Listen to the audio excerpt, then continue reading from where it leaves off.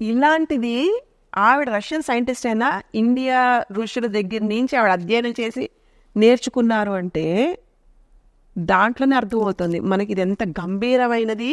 పూర్వకాలం నుంచే సైంటిఫిక్ అప్రోచ్లో మనకి చేసి చూపించారు. ఆ చేసి చూపించడం ద్వారా ఎలాంటి రిజల్ట్స్ వచ్చాయి అన్నది ప్రాక్టికల్గా ఎన్నో రకాల అనుభవాలతోటి ఎంతో మంది ఋషులు త్యాగం చేసిన ల్యాండ్. ఎందుకంటే వాతావరణం కూడా మనం ఎలాంటి భూమి మీద పుట్టాం, ఎలాంటి నీరు తాగుతున్నాం అనేది మ్యాటర్స్ కదండి.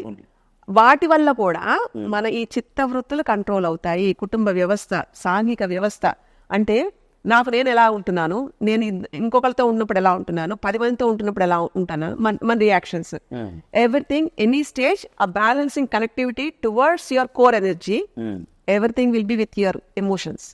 ఆ ఎమోషన్స్ ని మెట్లు లాగా పెట్టి పైకి ఎక్కుతున్నామా, ఆ ఎమోషన్స్ మళ్ళీ కప్పేస్తున్నాయా, ఈ రెండింటి మీద చూస్తే రోడ్ విల్ బి క్లియర్.